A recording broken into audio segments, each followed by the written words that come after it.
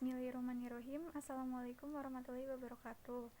Perkenalkan, nama saya Lisdiana dari jurusan Ekonomi Syariah angkatan 2018. Di sini saya akan menjelaskan tentang konsep asuransi syariah.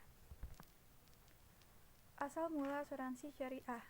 Dalam Ensiklopedia Indonesia disebutkan bahwa asuransi ialah jaminan atau perdagangan yang diberikan oleh penanggung, misalnya kantor asuransi, kepada yang bertanggung untuk resiko kerugian sebagai yang ditetapkan dalam surat perjanjian atau polis bila terjadi kebakaran, pencurian, kerusakan, dan sebagainya, ataupun mengenai kehilangan jiwa akibat kecelakaan, di mana yang tertanggung ini membayar premi sebanyak yang ditentukan dalam setiap bulannya kepada penanggung. Ada beberapa istilah mengenai asuransi. Yang pertama yaitu al-akila. Al-akila yaitu saling memikul atau bertanggung jawab untuk keluarganya.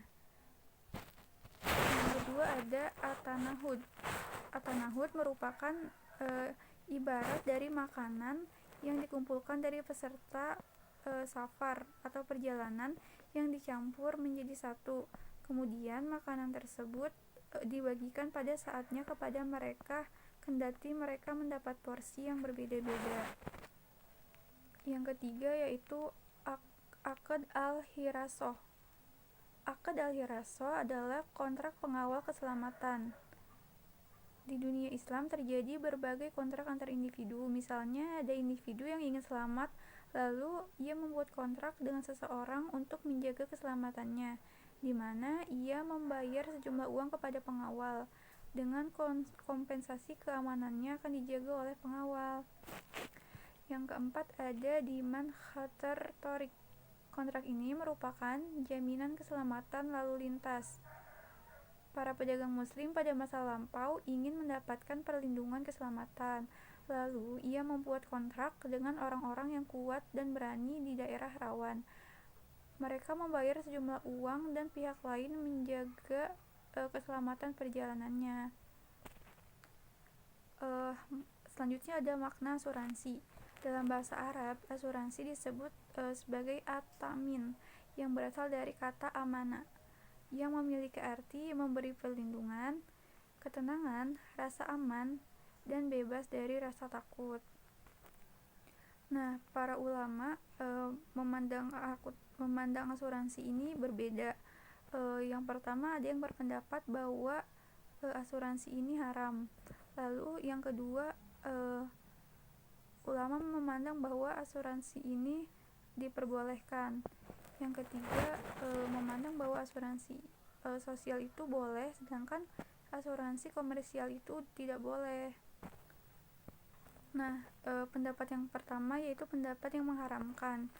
Pendapat ini dikemukakan oleh Syahid Sabiq, Abdullah Al-Qalqi, Yusuf Qaradawi, dan Muhammad Baqil atau Mufti Mesir. Nah, alasan-alasan mereka mengemukakan hal ini adalah karena mereka menganggap bahwa asuransi itu sama dengan judi.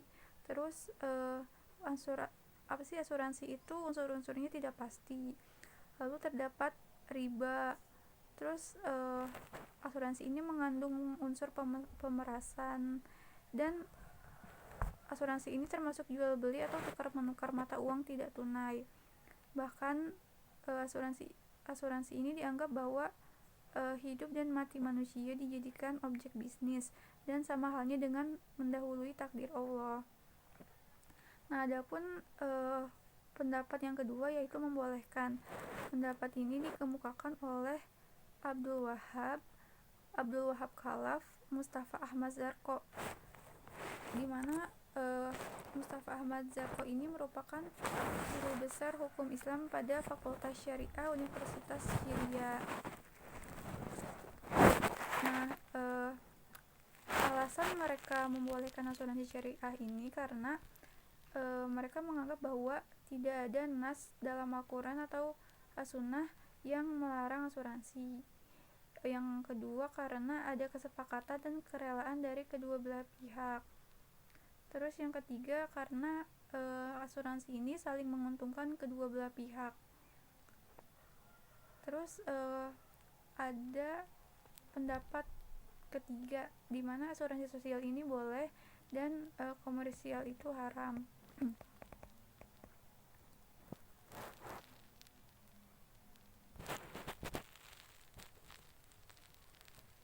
Nah, dalam asuransi ini menggunakan akad mudharabah gitu. Nah, selanjutnya ada landasan syariah yang dipakai oleh para ulama dalam mengaplikasikan mudharabah dalam asuransi syariah. Yang pertama yaitu dari Al-Qur'an, terdapat dalam surat Al-Baqarah ayat 198.